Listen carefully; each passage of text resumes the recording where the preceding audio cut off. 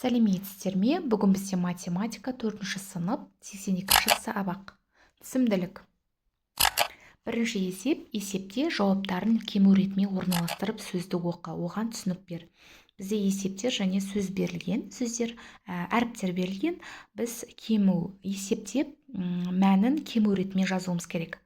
Яғни 7598 көбейтілген 5, 37990 с, 8560 көбейтілген 5, 42800 ү, 9063 көбейтілген 5, 45315, 3569 көбейтілген 5, 17845 м, 5698 көбейтілген 5, 28490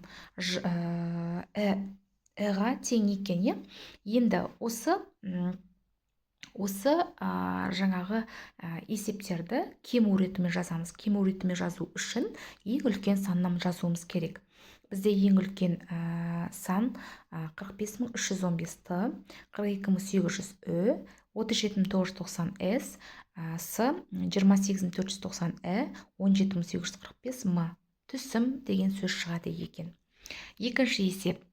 Бізде 900 тонна, азайтамыз 3 тонна 2 центнер, бөлеміз 8 центнер, көбейтеміз, жақшаны ашамыз, 66500 килограмм, бөлеміз 19 қосылған 15 тонна 2 центнер. Енді шығарамыз. Шығару үшін біз өрнектеуіміз керек. 900 тонна қанша килограмм болады? 1 тоннада 1000 килограмм болса, 900 тоннада жаңағы 900 000 килограмм болады. Азайтамыз 3200 килограмм, бөлеміз 800 килограмм, көбейтеміз 66500, бөлеміз 19, қосамыз 15200. Бірінші бізде жақшаның іші, екінші жақшаның іші, үшінші бөлу, төртінші көбейту және бесінші азайту орындалады. Сонда бізде болады мәні 825 тонна 2 центнерге тең болады екен. Үшінші есеп. Кестеде берілген мәліметтерді оқы есепте. Бізде үшінші есепті шығармас бұрын біз мына ережеге көңіл бөлейік. Түсімділік бізде кішкентай т әріпімен белгіленеді. С аудан бірлігінен жинап алынған түсімнің массасы. М жиналған түсімнің жалпы массасы болады екен. Енді бізде өсірілетін дақыл бидай. Түсімділік 6 центнер гектарға тең, егістік ауданы 100 гектар. Осы аудан жиналған түсімнің жалпы массасы белгісіз. Оны табу үшін біз жаңағы түсімділік пен егістік ауданын көбейтеміз.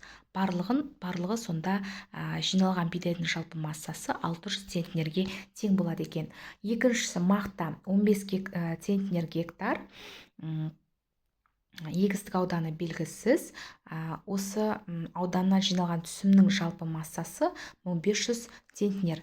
Оны табу үшін бізде екінші есепті табу үшін жалпы массадан біз түсімділікті бөлеміз. Сонда бізде шығады 100 гектар. Егістіктің ауданы 100 гектар. Үшінші есеп түсімділік белгісіз, егістік ауданы белгілі, аудан жиналған түсімнің жалпы массасы белгілі 500. Оны табу үшін біз жалпы түсімнің жалпы массасынан бөлеміз егістік ауданның массасын. Сонда 10 центнер гектарға тең болады екен. Екінші есеп. Көктемде жалпы ауданы 50 метр квадрат болатын 2 гүлзарға қызғалдақтың бадалары отырғызылды. Әрбір квадрат метрге отырғызылған бадана саны бірдей. Бір гүлзарда 400 бадана, ал екіншісінде 600 бадана бар. Әрбір гүлзардың ауданын тап. Яғни бізде жалпы ауданы 50 метр квадрат. Бірінші гүлзарда 400 бадана, екінші гүлзарда 600 бадана. Әрбір гүлзардың ауданын табуымыз керек. Ол үшін біз жалпы баданалар санын білуіміз керек. 400 бен 600-ды қосамыз, 1000 бадана жалпы. Енді біз жаңағы әрбір гүлзардың ауданын таппас бұрын біз жалпы жалпы түсімнің массасынан біз ауданды бөлеміз. Сонда 1000 бөлеміз 50, ауданды бөлеміз жалпы баданадан, міне барлық баданадан біз ауданды бөлеміз. Сонда 1000-ды бөлеміз 50-ге 20 бадана метр квадрат болады екен. Енді бірінші Гүлзардың ауданын табу үшін 400-ді бөлеміз 20-ға, сонда 20 метр квадрат. Екінші Гүлзардың ауданы 600-ді бөлеміз 20-ға, 30 метр квадрат болады екен. Бірінші Гүлзардың ауданы 20 метр квадрат, екінші Гүлзардың ауданы 30 метр квадратқа тең екен. Екінші, бір фермер құлпынайды қарапайым тәсілмен өсірді, сондықтан оның түсімділігі 10 килограмм метр квадратты құрайды. Екінші фермер жаңа тәсілді қолданып, әрбір квадрат метрден 3 есе артық құлпынай жинады. Егер екі фермердің әрқайсысы құлпынайды 900 метр квадрат жерге отырғызған болса, онда олардың әрқайсысы қанша түсім алды? Екінші фермер қанша құлпынай артық жинады? Бізде жаңағы бірінші фермер 10 килограмм, екінші фермер 3 есе артық. Ауданы 900 метр, бірдей екеуінің де, екі фермердің де жаңағы екеуінің де жерге отырғызылғаны бірдей, 900 метр квадрат жерге отырғызылған. Енді бізде жаңағы қайсы фермер артық жинаған табуымыз керек. Ол үшін біз бірінші фермерді көбейтеміз 3 есе артыққа, яғни бірінші фермердің массасын көбейтеміз 3-ге. 10-ды көбейтеміз 3-ге, 30 килограмм метр квадрат. 10-ды көбейтеміз 900-ға, ауданы бірінші фермердің килограммын көбейтеміз ауданына 9000 килограмм, 9 тонна. 30-ды көбейтеміз 900-ге тең 27000 килограмм, 27 тонна. 27-ні азайтамыз 9000-ды, 18000 килограмм, 18 тонна. Бірінші фермер 9 тонна, екінші фермер 27 тонна түсім алды. Екінші фермер 18 тонна құлпынай артық жинаған екен. Екінші, мынадай жағдайда белгісіз шаманы қалай табады? Бізде еңбек өнімділігі, жұмыс және барлық жұмыстың көлемі берілген. Енді бізде бірінші шебер 6 бөлшек сағатына уақыты 6 сағатта істеді. Барлық жұмысы белгісіз. Барлық жұмысты табу үшін біз өнімділік пен уақытты көбейтеміз. Сонда бізде 6-6-ны көбейткенде неше шығады? 36 бөлшек жасаған екен барлығы. Екінші, оқушы 3 бөлшек, уақыты белгісіз, барлық 15 бөлшек жасады. Қанша сағатта жасаған белгісіз. Оны табу үшін, уақытты табу үшін жұмыстан өнімділікті бөлеміз. 15-ті 3-ке бөлгенде 5 сағат. Оқушы 5 сағат жұмыс істеген екен.